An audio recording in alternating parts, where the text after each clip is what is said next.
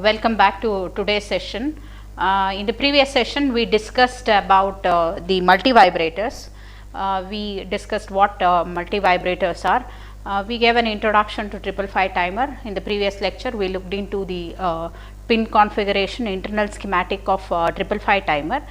We have also discussed the features of 555 timer, applications of 555 timer, and towards the application of 555 timer, we had discussed the use of 555 timer as a monostable multivibrator.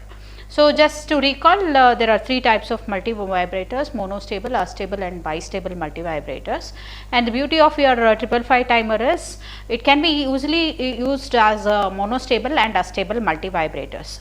So, in the previous session, we discussed how a 555 timer can be used as a monostable multivibrator, and we also looked into the applications of monostable multivibrator. We listed various applications of monostable multivibrators, that is, it is used as a frequency divider, it can be used as a missing pulse detector, it can also be used as a pulse width modulator and pulse position modulator. So, PWM and PPM, they are beyond the scope of our current study. So, we are limiting our discussion on the use of 555 timer as a frequency divider and missing pulse detector. So, in the previous class, we just looked into the application of monostable multivibrator as a frequency divider, and today's class we will take up the use of monostable multivibrator as a missing peak detector.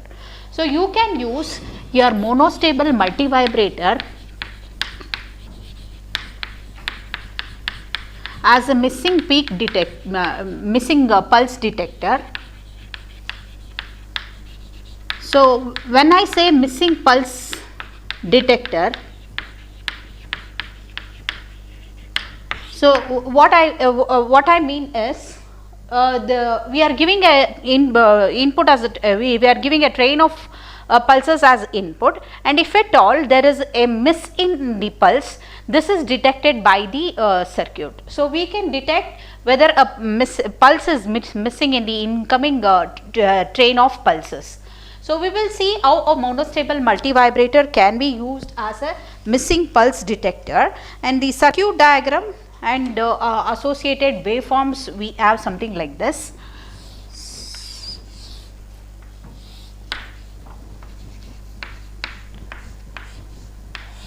Eight is a power supply, 4 is a reset, so 7 we have as a discharge pin, 6. So, you are aware the two components used for two external components used for your monostable multivibrators are resistance and capacitance, and here we just include a transistor through which the trigger is applied.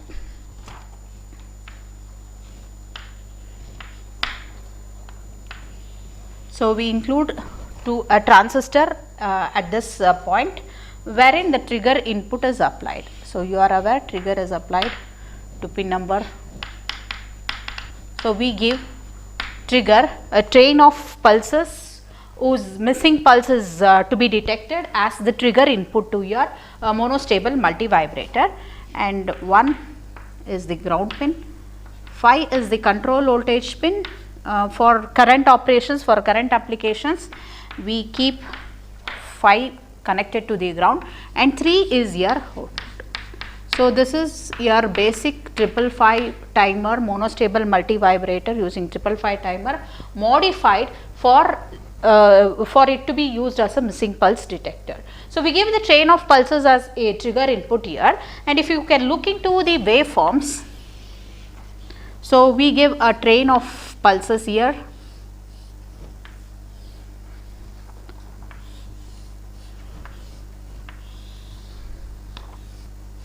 and you can just notice there are train of pulses, and here you were expecting a pulse which is missing, and this is to be detected by your missing pulse detector, and you can see because the trigger voltage is applied to the base of your transistor. So, this keeps this transistor biased As a result, the capacitor is clamped to a voltage of 0.7 volts. This is forward biased, and capacitor voltage across the capacitor is clamped to a 0.7 volts.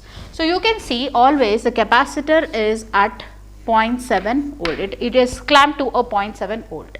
And every trigger, the capacitor, every negative trigger, the capacitor gets charged and discharged during every negative trigger of the input. And you can see, because the capacitor is clamped at 0.7 volts, the output, the internal comparators, what happens is, this keeps your the upper comparator low and lower comparator high, keeping your output high at any point of time. So, at any point of time, the output is going to be high. And if you observe here, so what happens here is, and you are taking the on time, the output pulse, on time of the pulse, you select using these appropriate values of resistance and capacitance, and see to it that it is greater than 1/3 of VCC at any time. So, thereby it is on application, on continuous strain of pulses, whenever the continuous strain of pulses appears at the trigger input, the output is always at an high state. So, whenever there is a missing pulse, when there is a missing pulse, what happens is, this transistor gets into cutoff, and when the transistor goes to cutoff, what happens here is, your this transistor is cut off, and as a result the capacitor comes across VCC and it gets charged towards VCC. When the capacitor gets charged towards VCC, what happens is, the upper comparator goes high, lower comparator goes low. As a result, the output is going to be low till you find the next trigger. So, as a result, what we are detecting here is a negative. Whenever the output goes low, it indicates that there is a missing pulse. So, it is constantly high. Whenever a missing pulse appears, it goes low. So, this is one of the application of your monostable multivibrator as a missing pulse detector.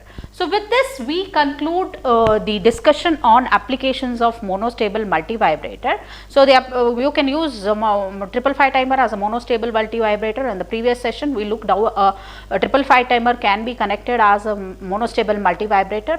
We started our discussion on applications of 555 timer, which includes frequency divider, missing pulse detector, PWM and PPM. We are done with the discussion on the application of your monostable multivibrator as a frequency divider. In the previous class, we are done with the discussion of our monostable multivibrator as a missing pulse detector.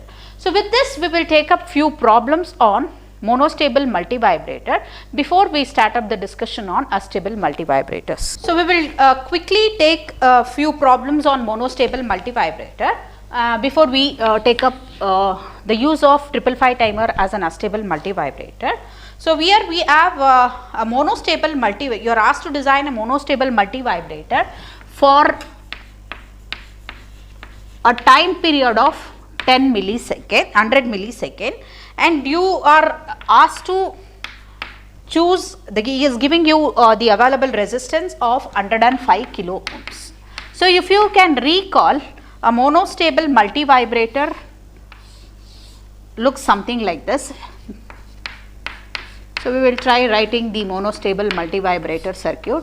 So, we have two components externally connected, resistance R and capacitance C. So, the charging of this capacitor controls the on time of the output. So, 3 is your output, 1 is ground, and 5 is the control voltage, which is usually kept connected to ground through the capacitor. Now, I am supposed to determine, you are given with T on, we are supposed to determine the value of C. You are also given with resistance 105. So, this is simple substitution. So, T on, from the derivations we have arrived at in the previous class. So, T on for a monostable multivibrator is 1.1 into RC. So, substitute these values. C is going to be T on by 1.1 into R. So, T on is 100 milliseconds 100 into 10 power minus 3 divided by 1.1 into R is 105 10 power 3. So, you tend to get a capacitance value of 0.865 microfarad. So, we will quickly take one more problem on monostable multivibrator. So, you are asked to design again a monostable multivibrator using 555 timer to produce output pulse of width 20 seconds. So, you are supposed to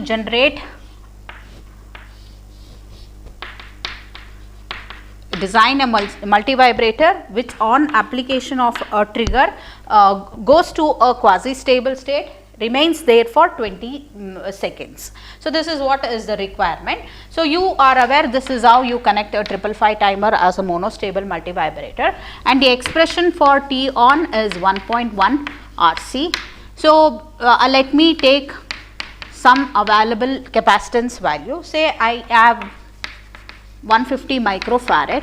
So, let me take, because of the availability of 150 microfarad, I will go for a 150 microfarad capacitor. Substituting these values, I will tend to get an R of T on by 1.1 into T on is 20 seconds by 1.1 into 150 into 10 power minus 6.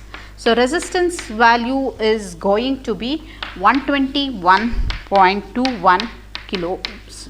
So, with the resistance value of 120 kilo ohms and capacitance value of 150 microfarad, you tend to get a monostable multivibrator with an on time of 20 seconds. So, this is your second problem. So, we will quickly go with two more problems. So, the third problem given here is to generate a monoshot pulse of duration 10 milliseconds, and he is also giving you the capacitance value 0.47 microfarad. So, again yet another simple substitution. So, R is equal to T on is 1.1 RC, substitute the values, you get R equals to 19.34 kilo ohms. So, you choosing capacitance value of 0.47 and 19.34 kilo ohm resistance, you get a monostable multivibrator with a pulse of duration 10 milliseconds. So, if you take up one more problem, so you design a timer that can turn on the heater immediately after you are given with the circuit, you are asked to determine the values.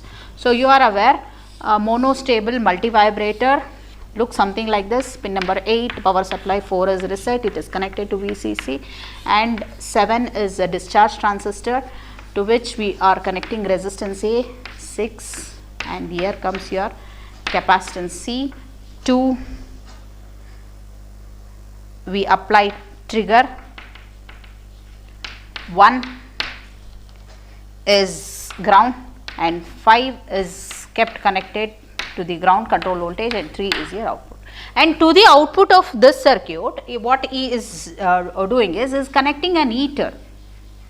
So, this is a symbolic, we have a transformer. Through this transformer circuit, he is connecting an heater.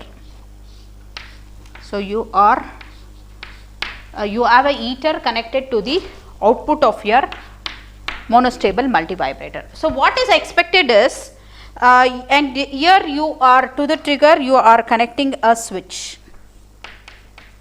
So, when the trigger is closed, so your heater should on. So, when you apply trigger, you are aware monostable multivibrator goes to a quasi stable state and remains there for certain amount of time, and he says when this push button is pressed, when the button is pressed, you are expecting the output to go on, turning the heater on, and it is also asking you to see to it that the heater is energized for 10 seconds, meaning, so this should be on for, the output should be in quasi stable state for 10 seconds. So, thereby this is an indirect question which suggests the one of the applications of your monostable multivibrator. So, wherein you should see to it that this particular heater is on for for some period of time, so for some seconds, 10 seconds say. So, you are asked to suffice this requirement. So, it is 10 seconds. So, T on is 10 seconds. You are to choose the values of R A and C such that T on is 10 seconds. So, you again you are aware it is 1.1 into RC. So, keeping the value of C as 47 microfarad. So, when the we will keep the capacitance value larger because the time period is larger. So, we are taking 47 microfarad and corresponding value of R is T on by 1.1 into C. Substituting these values, you end up getting a resistance value of 193.42 kilo ohms. So, if you use these values 193 resistance kilo ohms resistance and 47 microfarad capacitor, you can see that the heater is turned on the application of a trigger and it is turned on for 10 seconds. So, you could be given such problems, you should be able to solve it in a similar way. So, next we will take up the use of 555 timer as an astable multivibrator. So, you are aware what an astable multivibrator is. An astable multivibrator is a free running oscillator which does not require any trigger. So, you do not need to give any external trigger for an astable multivibrator. It is a free running oscillator which switches back and forth between two astable states. Both the states are stable. The low is a stable state and I is also an astable state. Both the states being astable, it moves back and forth between the two astable states. Hence, we call such multivibrators as astable multivibrators. And for using 555 timer as a stable multivibrator, you need three external components, two resistances and capacitance value. So, just as you required a resistance and capacitance, two external components for use of 555 timer as a monostable multivibrator, we require three components, two resistance as RA, let me call them as RA, RB and one capacitance C to be used along with 555 timer to be connected it as an astable multivibrator. So, we will first draw the internal circuit taking internal schematic into consideration, then write the corresponding circuit diagram and see do the analysis, analyze how 555 timer can be used as an astable multivibrator. So, astable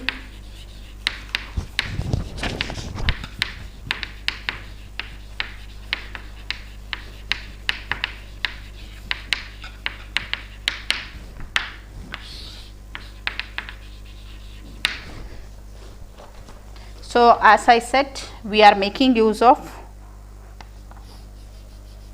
two resistances, let me call them as RA, RB and C,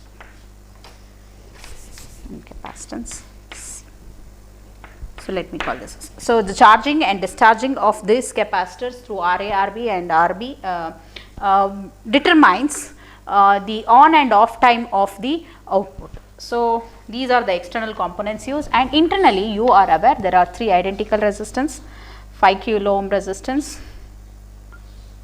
which gives a reference voltage of 2/3 VCC to the inverting terminal of the upper comparator, and we connect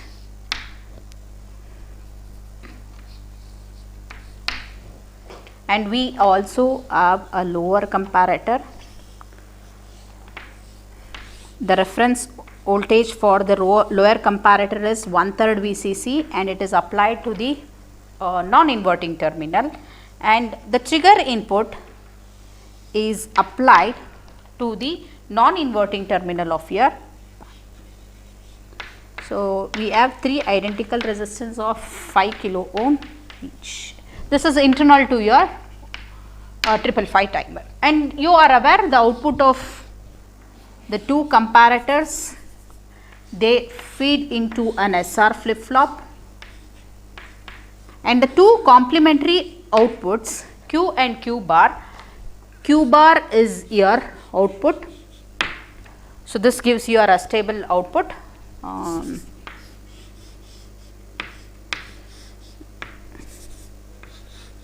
Let me shortly come to what these train of pulses you get as the output of your 555 timer, and you see to it that the 4 reset pin is also connected to VCC in order to deactivate the reset pin, and this Q at any instant feeds to a discharge transistor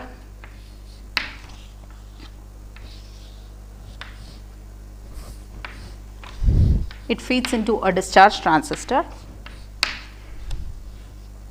and this is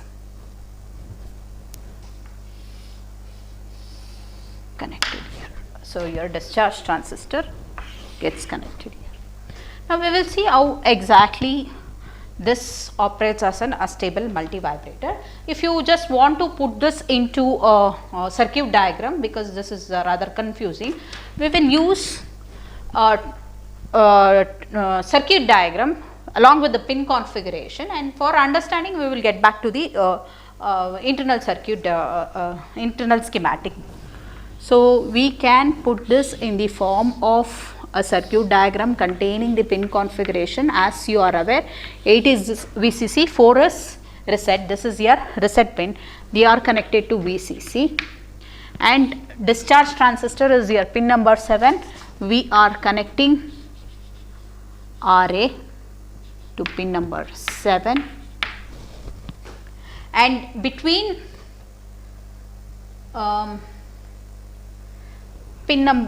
between 6 and 7 we connect resistance RB, and pin number 2, because we are not, as I said, it does not require any external trigger. So, we connect 2 through capacitor to the ground. So, the charging and discharging of your capacitor switches the output back and forth between the on and off states. So, and pin number 1 is the ground pin, and 5 it is control pin which is connected to the ground through some capacitance, say 0.01 microfarad, and the output it is taken from pin number 3. So, if you want me to write the corresponding waveforms, I will just explain before I write the waveforms. So, what happens is initially your capacitor is in a complete discharge state. The capacitor is initially, there is no charge, it is completely discharged. So, because the capacitor is completely discharged, the output is low, we will assume the output is this output is low, and the capacitor is in completely discharged state. Because this output is low, Q bar is complement of Q, and this is going to be I. So, initially I will assume the output of the timer is I and Q is 0. This cuts off the discharge transistor, and because the discharge transistor is cut off, the transistor also the capacitor we will assume it is completely discharged. Now, what happens is, so let us assume initially the output is I. So, because the discharge transistor is cut off, so because this is cut off and the capacitor is completely discharged, because this discharge transistor is in cut off, this capacitor comes directly under this power supply. So, the capacitor gets charged towards VCC through RA and RB.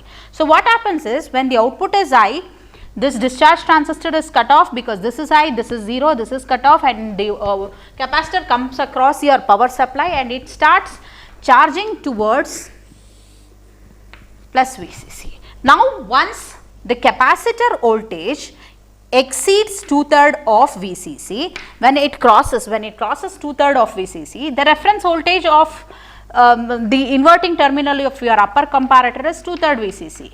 Now that this capacitor voltage has exceeded 2/3 VCC, this comparator goes high, pulling this comparator to a low. thereby the output becomes 1 and this becomes 0. When the capacitor exceeds 2/3 VCC, when the capacitor voltage exceeds 2/3 VCC, what happens here is the output switches to a low. Now the capacitor, what it does, it discharges through RB. The capacitor starts discharging through RB. As a result, you can see the capacitor starts discharging through RB. So it is charging through RA and RB and it discharges through RB, and while the capacitor is getting discharged, the output remains in its low state. The output remains in low state. Once the capacitor voltage falls below 1/3 VCC, again what happens? This lower comparator is enabled, upper comparator is disabled. As a result, the output again switches to an I. So this process continues and you can see free running oscillations at the output of outputs. So the charging and discharging of your capacitor controls the operation of your astable multivibrator. Just to sum up everything, this is how you have an astable multivibrator connected as connected using a 555 timer. The external components used are RA, RB and C. So you can see this is the arrangement. To just put it in a more presentable form, you use circuit diagram representation, and to understand we will get back to the internal schematic. Initially what we assume, we will assume the output is 0. Because the output is 0, the output of flip flop is 0, discharge transistor is disabled, and the output of the 555 timer it continues to be I. So because the output is I and this discharge transistor is disabled, the capacitor comes directly across the power supply and it starts charging. So the capacitor charges exponentially, and once the capacitor voltage exceeds 2/3 VCC, this comparator is, output of this comparator goes high, pulling the output of this comparator to a low, thus enabling the output I and pulling the enable Q to I and output to low. So the capacitor starts discharging. As long as the capacitor discharges and falls below 1/3 VCC, the output is going to be low. Once the output is low, once the output falls, once the capacitor voltage falls below 1/3 VCC, again this comparator goes I and this comparator goes low, pulling the output back to an I. This process continues and you see free running oscillations at the output of an astable multivibrator. This is how your astable multivibrator using 555 timer works. So we will get into some mathematical analysis at this point. We will arrive at an expression for T on, we will arrive at an expression for T off, and we will see what a duty cycle and things are, and we'll take up later, we will take up few problems on astable multivibrator. So we will try to analyze the working of your 555 timer. So you are aware, during the time the output is on, the capacitor charges towards plus VCC, and this time period, let me call it as on, T on, and during the time the capacitor discharges, the output goes low, and this time we will call it as T off. Now we will try to arrive at an expression for T on and T off, and the charging of capacitor is it happens from it starts at 1/3 VCC and a final value of 2/3 VCC, and it discharges below 1/3 VCC. So we will try to analyze this. So we will try to write an expression for, arrive at an expression for T on and T off. So when it comes to on, T on, and the total time period is what? T is T on plus T off. So frequency is going to be reciprocal of this time period. So to arrive at an expression for T on, we will write the capacitance, voltage across the capacitance. You are aware the voltage across the capacitor, it charges according to exponentially, and it charges according to the equation 1 minus e raised to minus t by RC, and this is the charge equation when it charges from 0 to a final value.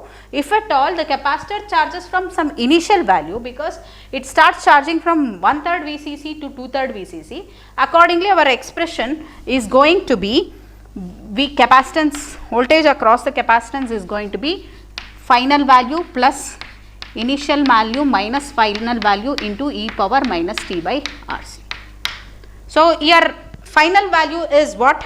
In this case, your final value, the capacitor is getting charged towards VCC, the final value is VCC, and the initial value, it starts charging from 1/3 VCC, Vi is 1/3 VCC. Now, let me substitute these values into the above equation. Your expression and the capacitance, what is the capacitance voltage at T is equal to T on?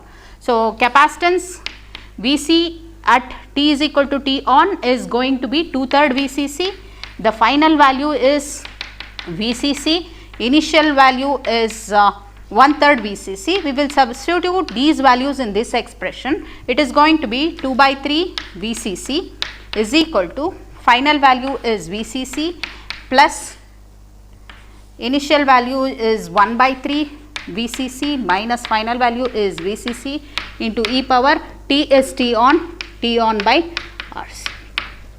So, if you simplify,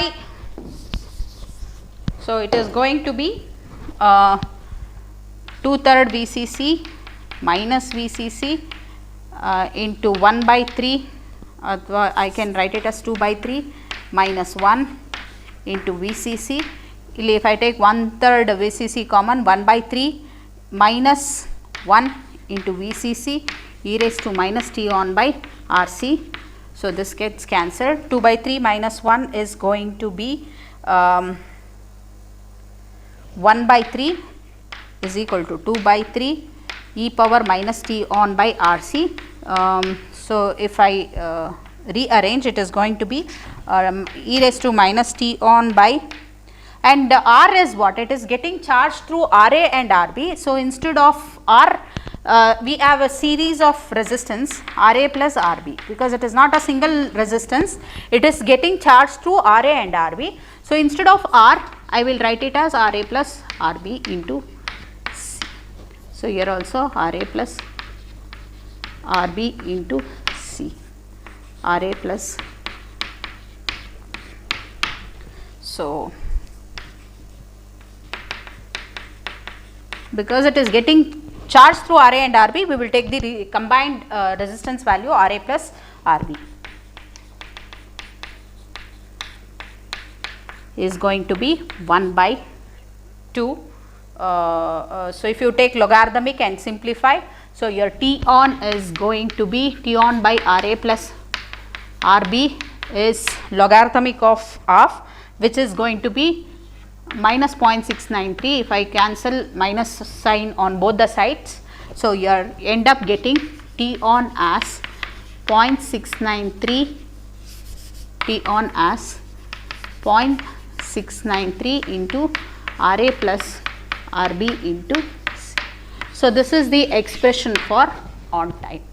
So, just to repeat, so this is the expression for charging of your capacitance. Substitute all the values of initial value, final value and capacitance value at T is equal to T on. We end up getting an expression for T on, which is 0.693 into RA plus RB into C. Now, we will similarly take up the expression for T off, and T off, as you are aware, so T off is the time during which the capacitor is getting discharged, and you are aware the capacitor gets discharged through RB. So, RB into C is to be taken here, and if you can substitute again the values in the same expression, the capacitor discharges from 1/3 VCC, 2/3 VCC to 1/3 VCC. So, your final value is 1/3 VCC, and where it is getting discharged, it is getting to discharge towards a 0. So, your final value is 0 plus initial value is 2/3 VCC minus the final value is 0 e power minus T off by, and it is getting discharged through RB. So, it is RB into C. So, it is 1/3 VCC is equal to 2/3 VCC e raised to minus T off by RB into C. So, this 3 gets cancelled, VCC gets cancelled. As a result, we have minus T of by RB into C is going to be 1 by 2. So, if you take logarithmic on both the side, minus T of by RB into C is logarithmic of 1 by 2, it is minus 0.693. Again, I remove the negative sign on both the sides. So, T of is going to be 0.693 RB into C. So, the charging time is 0.693 RA plus RB into C, and the discharge time is 0.693 RB into C. So, with this we will wind this session. In the next session, we will discuss more on astable multivibrators. We will see, we will introduce one more term called as duty cycle. We will look into the design equations of astable multivibrator. We will solve a few problems on astable multivibrator and take up the discussion of application of astable multivibrators. Just as we discussed the applications of monostable multivibrator, we will also discuss the applications of astable multivibrator. So, we will end the session. Thank you.